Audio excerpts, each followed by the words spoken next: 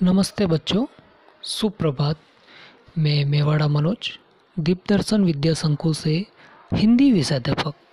आज हम पढ़ेंगे हिंदी कक्षा 3 सामान्य हिंदी पाठमाला पाठ 6 एक अनोखा काम। तो हम पढ़ रहे हैं पाठ 6 एक अनोखा काम। यह पाठ एक रूसी लोक कथा है। तो इस लोक कथा को पढ़ने से पहले मैं इस पाठ का सारांश की बात करूंगा। हम इसके सार भाग को पढ़ेंगे, उसके बाद हम इस कथा पर चलेंगे। तो हम हमारा पाठ 6 एक अनोखा काम के सारांश का अध्ययन कर रहे हैं, इसका सार रूप का अध्ययन कर रहे हैं, इसके मूल भाव का अध्ययन कर रहे हैं कि इस कहानी के अंदर, इस लोक कथा के अंदर क्या दिया गया है। तो अपनी चीज़ों को सहेज कर रखना, सहेज कर अर्थात संभाल करके रखना, अपनी चीज़ों को सहेज कर रखना, संभाल कर रखना एक अच्छी आदत है। कैसी आदत है? एक अच्छी आदत है। और अच्छी आदत क्या है? अपनी वस्तुओं को, अपनी चीज़ों को संभाल करके रखना। लेकिन हम इसके प्रति गंभीर नहीं होते हैं।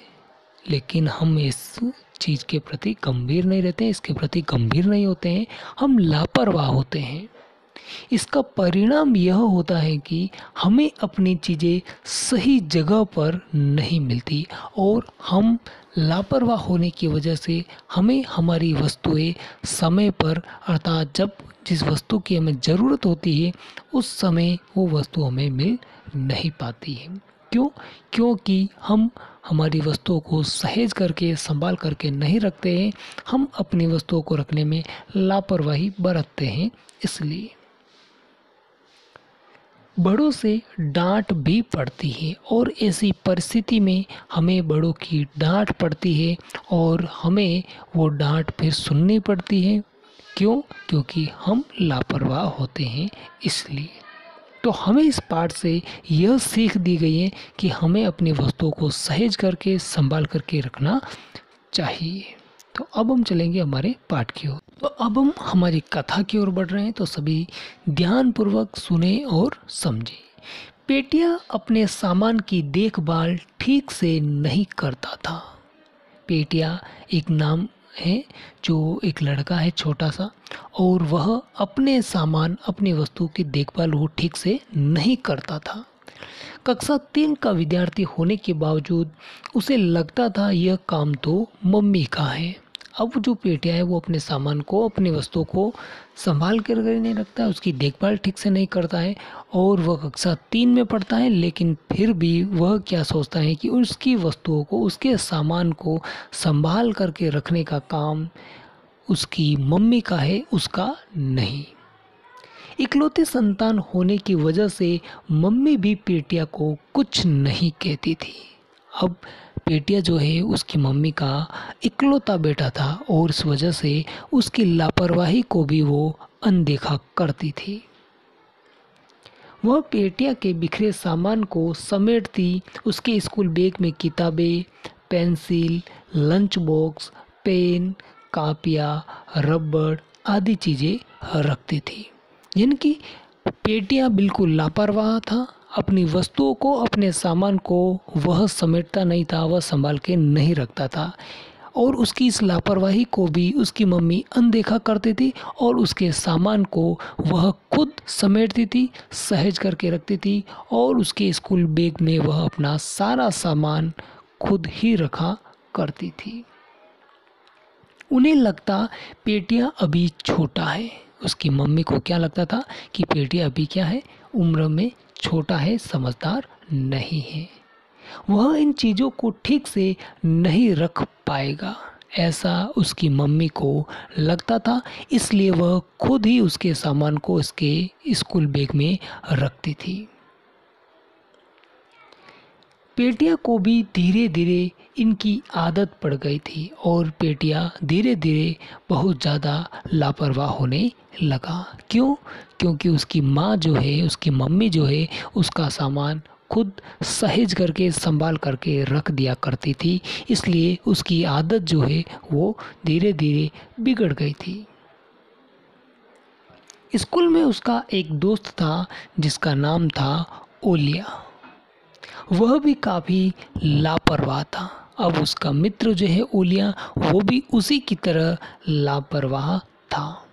दोनों की लापरवाही से शिक्षक भी परेशान थे। यानी कि ओलिया और पेटिया के जो टीचर थे, उसके शिक्षक जो थे, वो भी दोनों की लापरवाही की वजह से परेशान थे।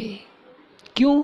क्योंकि स्कूल का जो सामान था, स्कूल की जो पेन, पेंसिल, लंच बॉक्स, उसकी कॉपी, पुस्तक, किताब जो भी है, वो सही समय पर वो नहीं रखता था, नहीं लाता था, इसलिए उसके शिक्षक भी परेशान रहते थे। एक दिन पेटिया की कक्षा अध्यापिका ने विद्यार्थियों को कोई न कोई काम सौंप दिया था। कक्षा अध्यापिका अर्थात उसकी जो क्लास टीचर है, उसने सभी विद्यार्थियों को कुछ न कुछ अलग अलग काम सौंप दिया था। कुछ कक्षा में रखे पौधों को पानी दे रहे थे, तो कुछ स्वच्छता निरीक्षक, यानी कि कक्षा में जो पौधे रखे थे, किसी बच्चों को पानी पिलाने का काम दिया गया, तो किसी को साफ सफाई रखने का काम दिया गया। इस प्रकार से हर एक बच्चे को कुछ न कुछ काम उसकी क्लास टीचर ने, उसकी कक्षा अध्यापिका ने सौंप दिया था। यहाँ तक ये लोकता आपको समझ में आ गई होगी कि कक्षा 3 के 2 बच्चे हैं, पेटिया और ओलिया। दोनों ही अपने काम के प्रति लापरवाह हैं। उनकी जो आदत है वो बुरी पड़ी हुई है, गलत आदत पड़ी हुई है। वो अपनी वस्तुओं को, अपने सामान को सही जगह पर, उचित स्थान पर नहीं रखते थे।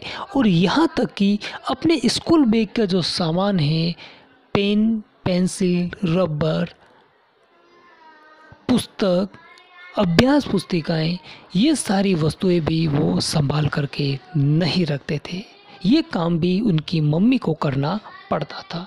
इस तरह से दोनों ही अपनी वस्तुओं को लेकर के लापरवाह थे और इस दोनों की इन लापरवाही की वजह से सभी लोग परेशान थे।